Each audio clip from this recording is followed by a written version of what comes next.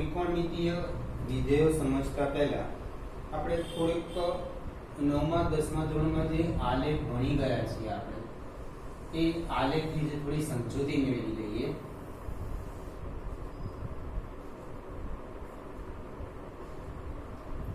x અક્ષ, x dash, y અક્ષ, y dash, ઉગમ બિંદુ. યામ સમતલમાં xy સમતલ કહેવાય. યામ સમતલ આમાં આને પ્રથમ ચરણ કહેવાય, આ દ્વિતીય ચરણ કહેવાય, તૃતીય ચરણ કહેવાય, આ ચતુર્થ ચરણ કહેવાય. પ્રથમ ચરણની અંદર x યામ અને y યામ બંને પોઝિટિવ હોય. દાખલા તરીકે 0 1 2 3 4 5 -1 -2 -3 -4 -5 આ રીતે લઈએ આપણે. દાખલા તરીકે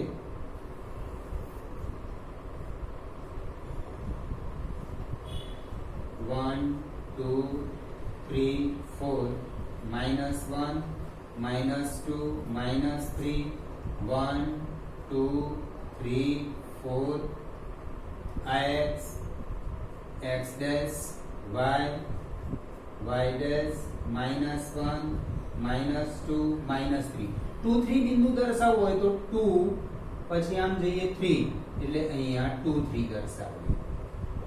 એટલે 2 3 બિંદુ એમાં પહેલો x યામ હોય પછી y યામ હોય એટલે પ્રથમ ચરણમાં x યામ પોઝિટિવ y યામ પોઝિટિવ.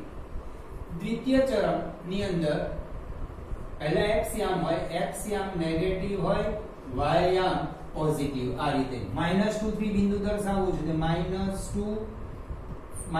4 બિંદુ હોય, -2 4 અહીંયા તો -2 4 પહેલા x યામ જ લખાય પછી y યામ લખાય તો -2 4 બિંદુ. આ રીતે -2 4 x બીજા ચરણમાં x યામ નેગેટિવ, y યામ પોઝિટિવ.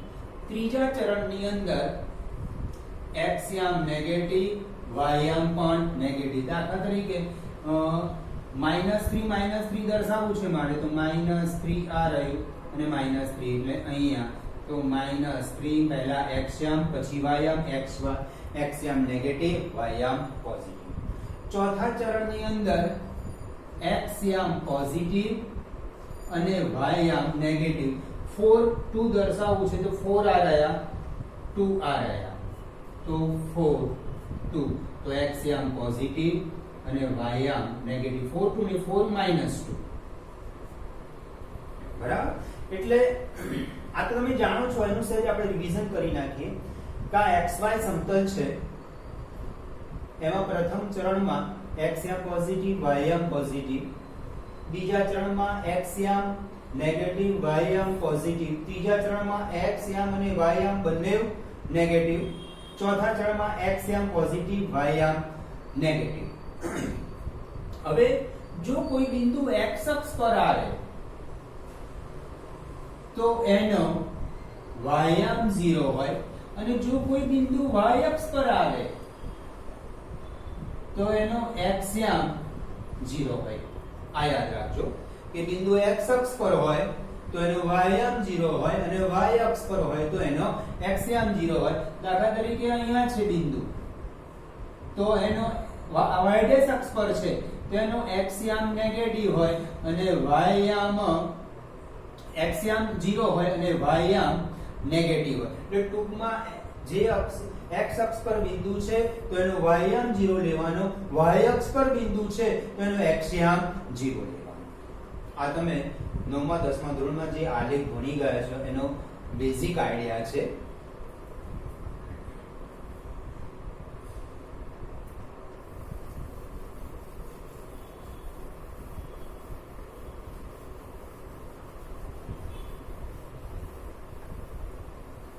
હવે 10મા ધોરણમાં જે ત્રિકોણમિતિ ભણી ગયા છીએ એ ત્રિકોણમિતિમાં તમે કાટકોણ ત્રિકોણનો ઉપયોગ કરતા હતા. એ કાટકોણ ત્રિકોણમાં અહીંયા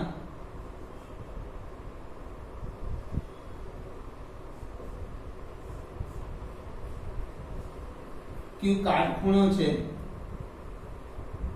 આ x છે y છે અને આ કર્ણ એ r છે. આ લઘુકોણ થીટા, તો sin થીટા બરાબર સામેની બાજુ છેદમાં કર્ણ. કોની સામેની બાજુ? તો આ થીટાની સામેની બાજુ, તો y છેદમાં r. cos થીટા બરાબર પાસેની બાજુ એટલે થીટાની પાસેની બાજુ છેદમાં કર્ણ. પાસેની બાજુની લંબાઈ x છે, છેદમાં કર્ણની લંબાઈ r છે. આ ત્રિકોણમિતિ તમે કાટકોણ ત્રિકોણમાં આ રીતે સૂત્રનો ઉપયોગ કર્યો હતો. હવે હું આ જ સૂત્ર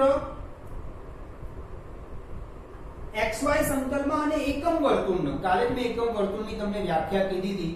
ઉગમ બિંદુ, કેન્દ્ર અને એક એકમ ત્રિજ્યા વાળા વર્તુળને એકમ વર્તુળ કહે છે.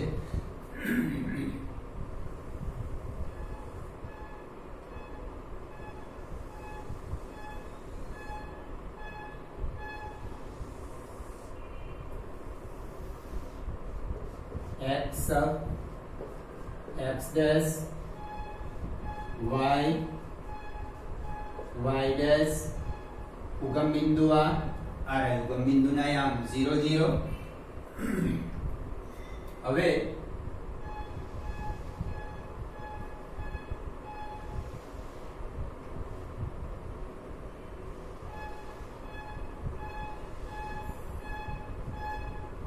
O P Q અને અહીંયા ખૂણો થીટા બને છે. ઘડિયાળના કાંટાની વિરુદ્ધ દિશામાં હું ખૂણો લઉં છું. હવે આની લંબાઈ OP ની લંબાઈ x છે, PQ ની લંબાઈ y છે. આને ત્રિજ્યા કહેવાય. વર્તુળનું કેન્દ્ર અને વર્તુળ પરના બિંદુને જોડી કાઢીએ તો એને ત્રિજ્યા કહેવાય. એક એકમ ત્રિજ્યા એટલે 1 સેમી પણ હોઈ શકે, 1 કિલોમીટર પણ હોઈ શકે, 1 મીટર પણ હોઈ શકે. ઉગમ બિંદુ કેન્દ્ર અને એક એકમ ત્રિજ્યા વાળા વર્તુળને એકમ વર્તુળ કહેવામાં આવે છે. આ એકમ વર્તુળની અંદર મેં એક કાટકોણ ત્રિકોણ OPQ દોર્યો છે. હવે અહીંયા ધ્યાનથી જોજો કે આ sin cos થીટા આના પ્રમાણે cos થીટા બરાબર પાસેની બાજુ છેદમાં કર્ણ કર્ણ 1 છે. sin થીટા સામેની બાજુ છેદમાં કર્ણ. અહીંયા 1 એટલા માટે લીધું છે, આટલાથી આટલા અંતરને ત્રિજ્યા કહેવાય અને આપણે એકમ વર્તુળ ભણી રહ્યા છે એટલે એક એકમ ત્રિજ્યા એટલે મેં 1 લીધું છે. અહીંયા r છે, ત્રિજ્યા નથી. તમારે આ ત્રિકોણનું માપ છે, એમાં x માપ છે, y છે અને આ r છે. જ્યારે અહીંયા 1 એટલા માટે લીધું છે કે આટલેથી આટલા અંતરને ત્રિજ્યા કહેવાય અને આપણે જે ત્રિકોણમિતિનો અભ્યાસ કરવાનો છે એ એકમ વર્તુળ પર અભ્યાસ કરવાનો છે. એટલે cos θ = x/1, sin θ = y/1. હવે આ પ્રથમ ચરણ, તો અહીંયા પણ આ પ્રથમ ચરણ, તો અહીંયા x યામ હોય અને y યામ હોય. x યામ y યામ, x યામ y યામ, x યામ y યામ, x યામ y યામ. તો એવી જ રીતે અહીંયા q ના યામ x યામ ને y યામ, પણ x એટલે cos θ, y એટલે sin θ. એકમ વર્તુળ પર આ બિંદુ છે, એ બિંદુના યામ આપણે તો x y એ રીતે દર્શાવે છે, પણ ત્રિકોણમિતિના સંદર્ભમાં x યામ એટલે cos θ, y યામ એટલે sin θ. આટલો થીટા ખૂણો બને છે એટલા માટે. હવે જો ઘડિયાળના કાંટાની વિરુદ્ધ દિશામાં જો અહીંયા આગળ મેં 60° નો ખૂણો લીધો હોય કે 45° નો ખૂણો લીધો હોય તો આ x યામ મારો cos 45 અને y યામ sin 45 થાય. 45 ની જગ્યાએ થીટા છે. આ કાટકોણ ત્રિકોણની જેમ જ અહીંયા આપણે ઉપયોગ કર્યો છે, પણ અહીંયા ત્રિજ્યા અહીંયા 1 લેવાનું કારણ કે આપણે એક એકમ વર્તુળ પર ત્રિકોણમિતિ ભણી રહ્યા છે એટલે આટલી ત્રિજ્યા 1 એકમ લેવાની આપણે. અને એના પરથી cos θ એટલે પાસેની બાજુ છેદમાં કર્ણ x/1, sin થીટા એટલે સામેની બાજુ છેદમાં કર્ણ એટલે y/1. હવે q ના યામ તો xy સ્વરૂપમાં હોય, પણ ત્રિકોણમિતિ અને એકમ વર્તુળ બંનેના સમન્વયથી x એટલે cos અને y એટલે sin. એટલે એકમ વર્તુળ પર, એટલે અહીંયા બિંદુ નહીં, અહીંયા બિંદુ, એકમ વર્તુળ પર જે બિંદુ લેવામાં આવે છે અને એ xy સમતલમાં બિંદુ છે, તો એનો x યામ થશે cos θ અને y યામ થશે sin θ. ઓકે, હવે આટલાને પણ ત્રિજ્યા કહેવાય. OA, વર્તુળનું કેન્દ્ર અને વર્તુળ પરનું બિંદુ ત્રિજ્યા. આટલાથી આટલાને પણ ત્રિજ્યા 1 એકમ. આના યામ લખાય 1 0. 1 0 મેં તમને અહીંયા પણ સમજાવ્યું કે જે બિંદુ x અક્ષ પર હોય એનો y યામ 0 લેવાનો. આટલાથી આટલા અંતરને પણ ત્રિજ્યા જ કહેવાય, તો આના યામ લખાય 0 1. y અહીંયા આગળ વર્તુળ અને y અક્ષ જ્યાં છેદે છે ત્યાં, વર્તુળ અને x અક્ષ જ્યાં છેદે છે ત્યાં આગળ એ બિંદુ આગળ યામ લખાય 1 0. b બિંદુ આગળ યામ લખાય 0 1. આને પણ આટલાથી આટલા અંતરને ત્રિજ્યા કહેવાય, પણ ઉગમ બિંદુથી આ બાજુ છે એટલે આના યામ -1 0. ઉગમ બિંદુની ડાબી બાજુ છે એટલે યામ -1 0. અહીંયા b ડેશ ના યામ થશે 0 -1. 1 એટલા માટે આટલાથી આટલું અંતર 1 એકમ ત્રિજ્યા છે અને આ બિંદુ x અક્ષ પર છે તો y યામ 0. આ b બિંદુ y અક્ષ પર અને વર્તુળ પર પણ છે, એટલે y અક્ષ પર x યામ 0 હોય અને y ની વેલ્યુ 1. આ પણ આટલેથી આટલું અંતર અને ત્રિજ્યા કહેવામાં આવે છે, પણ ઉગમ બિંદુની ડાબી બાજુ, ઉગમ બિંદુથી ડાબી બાજુ આપણે -1 -2 -3 -4 -5 આવે, એટલે આ a ડેશ એટલે અહીંયા છે a ડેશ, એના યામ -1 0. અહીંયા છે b ડેશ, y અક્ષ પર છે, x યામ 0 એટલે 0 -1. ઓકે, હવે ટૂંકમાં એટલું યાદ રાખજો કે એકમ વર્તુળ અને યામ સમતલ માં x યામ એટલે cos અને y યામ એટલે sin. અહીંયા મેં θ ખૂણો લીધો છે ઘડિયાળના કાંટાની વિરુદ્ધ દિશામાં, તો આ જે θ બન્યો આપણે એ cos θ, x યામ એટલે cos θ, y યામ એટલે sin θ. જે તમે 10મા ધોરણમાં cos θ બરાબર પાસેની બાજુ છેદમાં કર્ણ લખતા હતા, sin θ બરાબર સામેની બાજુ છેદમાં કર્ણ લખતા હતા.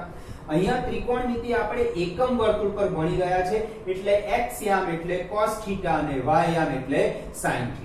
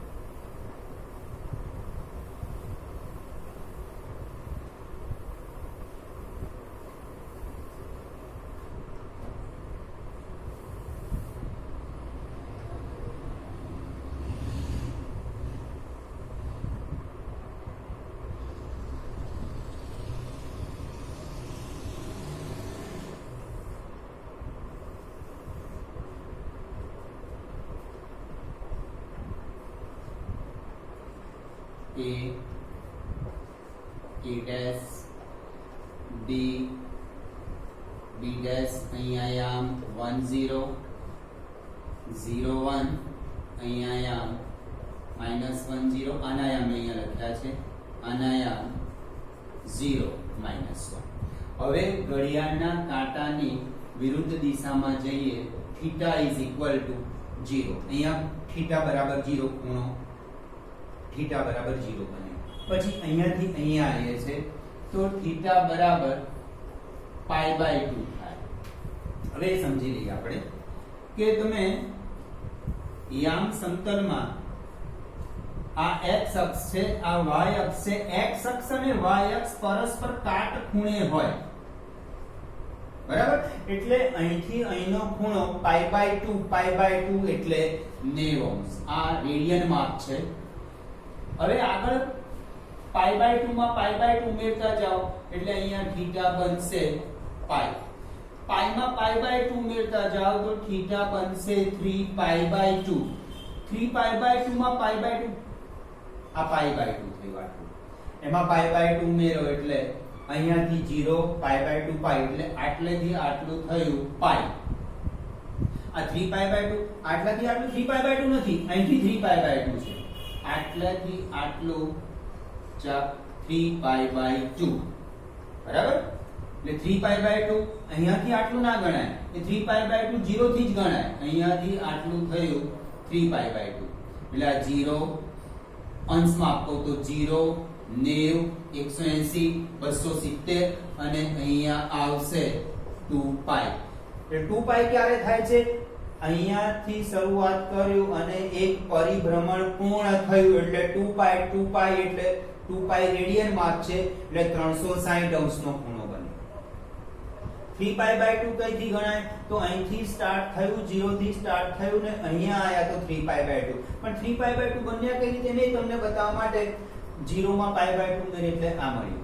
π/2 માં π/2 ઉમેર્યું એટલે π મળ્યા. π/2 + π/2 એટલે 90 + 90 180. 180 એટલે π રેડિયન માં કહેવાય. π + π/2 એટલે 3π/2. પણ 3π/2 ગણાય ક્યાંથી? અહીંયાથી 3 આટલે આયા એટલે 3π/2 થીટા થાય. થીટા બરાબર 3π/2 અને અહીંયા આયા એટલે એક પરિભ્રમણ પૂર્ણ થઈ ગયું. આ થયું ઘડિયાળના કાંટાની વિરુદ્ધ દિશામાં. હવે આ તમારે આ એ બિંદુ છે એનો x યામ 1 છે, y યામ 0 છે. તો cos 0 બરાબર 1. cos 0 એટલે થીટા બરાબર મેં 0 લીધા, થીટા 0. હવે x યામને આપણે શું કહીએ છે? cos ને y યામને શું કહીએ છે? sin. તો cos 0 1, sin 0 બરાબર 0. હવે π/2 થીટા બરાબર π/2 લઉં. π/2 એટલે 90. cos π/2 cos એટલે x યામ કેટલો છે? 0. sin π/2 sin એટલે y યામ છે 1 છે. હવે અહીં આગળ થીટા બરાબર પાઈ લઉં છું તો cos પાઈ, cos એટલે x યામ, cos પાઈ એટલે -1, sin એટલે y યામ તો આનો y યામ 0 આવે. થીટા બરાબર 3π/2 લો તો cos 3π/2, cos 3π/2 cos એટલે x યામ 0, sin 3π/2 એટલે y યામ -1 આવે.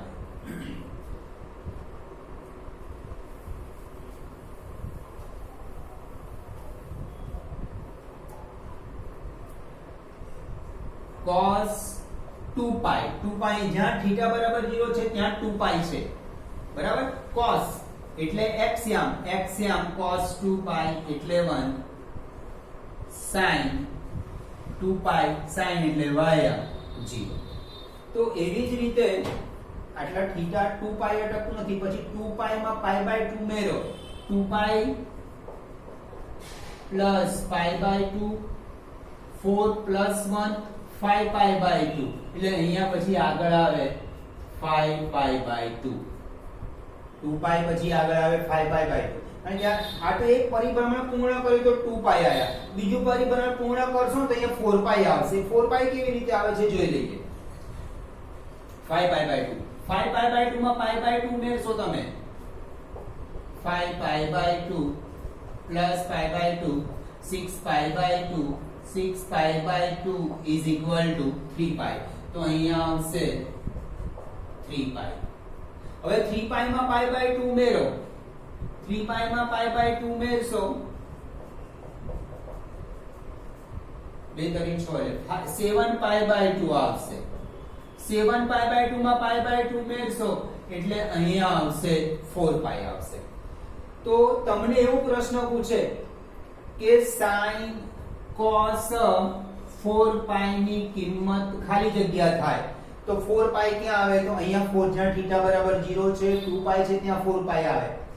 કિંમત શોધવી હોય તો આ જે બિંદુ છે cos કીધો છે તો એક્સિયમ લેવાનો, તો cos 4 પાઈ 1 આવે, cos 0 1 આવે, cos 2 પાઈ 1 આવે, cos 4 પાઈ 1 આવે.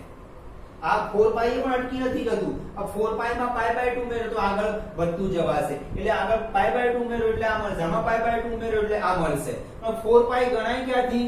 આ એક ચક્કર પૂર્ણ થયું, બીજું ચક્કર પૂર્ણ થાય તો 4 પાઈ બને છે. એક ચક્કર પૂર્ણ અહીંથી શરૂઆત કરીને પાછા અહીંયા આયા ઘડિયાળના કાંટાની વિરુદ્ધ દિશામાં તો 2 પાઈ એટલે 360 અંશનો ખૂણો બને છે. ફરીથી બીજું ચક્કર પૂર્ણ કરીએ છે તો 4 પાઈ બને છે. કે બરાબર? એટલે કે તમે 10મા ધોરણ પણ આવી કિંમતો ભણી ગયા હશે. sin 30 cos 30 sin 60 cos 60 sin 45 cos 45.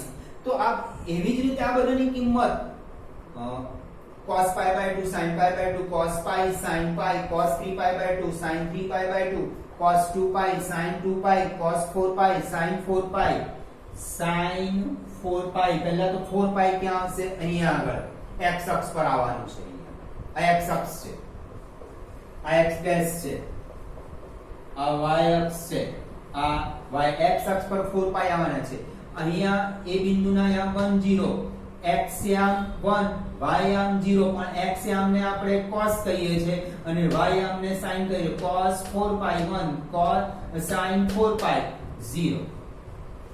એટલે આ બધી કિંમતો તમને એકમ વર્તુળ દોરવાથી મળી જશે. કોઈ પણ θ આપશે તમને અક્ષ પર હશે તો.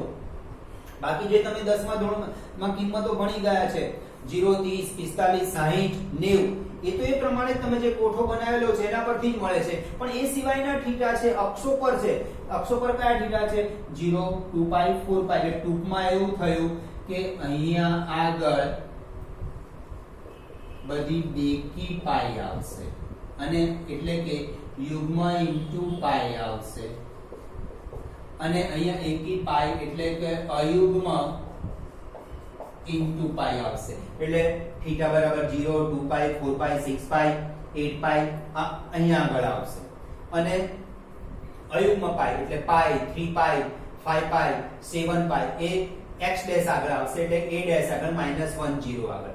અહીંયા alternate pi by 2 3 pi by 2 5 pi by 2 7 pi by 2 9 pi by 2 11 pi by 2 13 pi by 2 એ અહીંયા ઓલ્ટરનેટ આવશે. એ y અને y ડેશ પર આવશે. પાઈ બાય 2 5 પાઈ બાય 2 પછી અહીંયા 7 પાઈ બાય 2 તો અહીંયા 9 પાઈ બાય 2 અહીંયા 11 પાઈ બાય 2 આવશે. ઓકે, આ તો થયું આપણે ઘડિયાળના કાંટાની વિરુદ્ધ દિશામાં જઈએ છીએ ત્યારે.